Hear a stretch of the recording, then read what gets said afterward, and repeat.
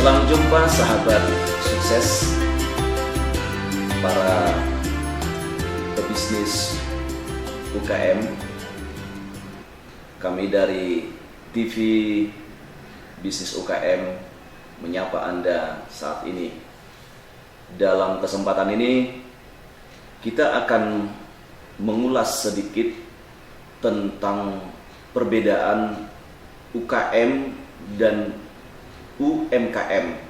Nah, kita ketahui UKM itu adalah usaha kecil menengah, sedangkan UMKM yaitu usaha mikro kecil menengah. Artinya dia lebih kecil dari usaha kecil, lebih kecil, jadi sehingga disebut dia mikro. Nah, UKM ini muncul pada tahun 1993, istilah UKM. Kemudian dia mencuat di tahun 1997 dan 1998 pada saat terjadi krisis moneter di Indonesia. Nah, UKM ini menjadi salah satu yang tonggak ataupun tulang punggung dari kondisi perekonomian Indonesia saat itu yang terjadi krisis moneter, di mana terjadinya perubahan nilai tukar dolar yang sangat signifikan yang mengakibatkan kondisi ekonomi Indonesia terganggu. Para pebisnis juga banyak yang tutup, bangkrut, terutama pebisnis-pebisnis yang besar. Pemerintah mengeluarkan Undang-Undang Nomor 20 Tahun 2008 dan membagi UKM menjadi dua, yaitu UKM dan UMKM. Nah, seperti tadi sudah saya sampaikan, UKM itu adalah usaha kecil menengah dan UMKM itu adalah usaha mikro kecil menengah.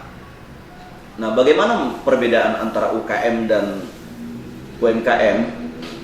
Itu dibedakan dari nilai kekayaan terhadap bisnis tersebut. Hal ini dikarenakan bentuk usaha ini, UKM ini tidak mendapat suatu efek ketika terjadi kondisi krisis. Seperti tadi di krisis tahun 98, dia bisa bertahan, tidak goyang dibandingkan dengan perusahaan-perusahaan yang besar. Nah, membedakan usaha kecil menengah dan usaha mikro kecil menengah adalah dari modal ataupun kekayaan bersihnya dalam suatu usaha tersebut. Nah, usaha mikro dia memiliki suatu batasan kekayaannya, yaitu di angka 50 juta. Artinya paling banyak di 50 juta. Kalau dia melebihi dari 50 juta kekayaannya, maka tidak disebut dia usaha mikro. Nah, jadi usaha mikro itu adalah di bawah dari 50 juta ke bawah. Mungkin bisa kita lihat di sekitar kita, ada usaha-usaha yang kecil seperti mungkin ada gerobak, ada kuliner-kuliner di pinggir jalan, di pasar. Nah, ini bisa kita kategorikan dia masuk ke usaha mikro. Dan hasil penjualannya pun dia mengalami ketentuan untuk dia disebut sebagai mikro adalah paling banyak dia 300 juta. Maka kalau dia lebih dari 300 juta, dia tidak disebut lagi usaha mikro. Nah, usaha mikro itu adalah dia memiliki penjualan di bawah dari 300 juta. Nah, kemudian untuk usaha kecil kekayaan bersihnya tidak lebih dari 50 juta hingga 500 juta. Jadi batasannya adalah 50 juta sampai ke 500 juta. Ini usaha kecil. Dan penjualannya, usaha kecil ini dia dari 300 juta sampai 2.500.000.000 atau 2,5 miliar. Itu batasannya untuk usaha kecil. Nah, baru usaha menengah memiliki kekayaan bersih dari 500 juta hingga ke 10 miliar. Saya ulangi, 500 juta hingga 10 miliar. Itu batasannya. Kalau dia lebih dari 10 miliar dia kekayaannya, dia tidak disebut lagi usaha menengah. Nah, kemudian tingkat penjualannya pun ada batasannya, yaitu dari 2,5 miliar sampai ke 50 miliar. Inilah batasan dari usaha menengah.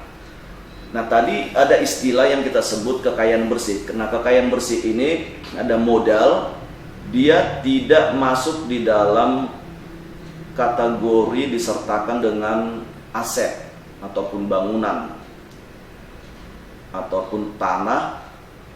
Jadi dia bersih kekayaannya ataupun modalnya tidak termasuk dengan gedung. Jadi dia hanya modal yang liquid, yang dia dana ataupun modal awal di dalam usaha UKM tersebut.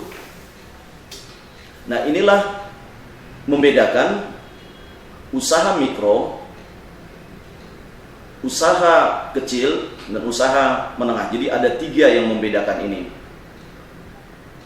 Perbedaan terhadap UKM dan UMKM. Nah, bagaimana dengan kondisi krisis di tahun 98, 97 dan 98 yang dapat ditopang perekonomian Indonesia dari UKM? Nah, kondisi ini juga mengalami kemampuan ekonomi yang baik masa-masa pandemi COVID-19, bahwa UKM menjadi tulang punggung juga di dalam perekonomian. Maka pemerintah memberikan stimulasi ekonomi terhadap pertumbuhan UKM sehingga bisa roda perekonomian berjalan dengan baik. Saat ini, pada saat kita alami kondisi COVID ini, banyak juga perusahaan-perusahaan yang mengalami ketergangguan akibat pembatasan daripada aktivitas dari masyarakat untuk menghindari terjadinya penyebaran COVID-19. Maka aktivitas ini akan mengalami ketergangguan ekonomi.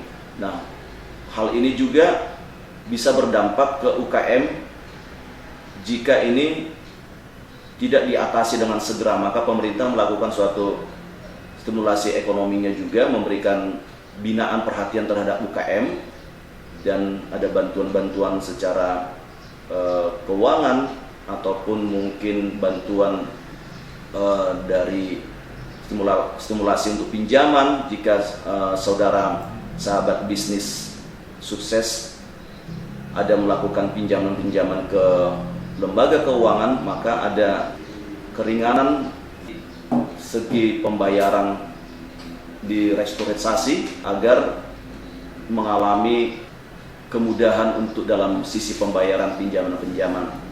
Nah, inilah perbedaan UKM dan UMKM, dan mungkin perbedaan kepada bisnis yang lain.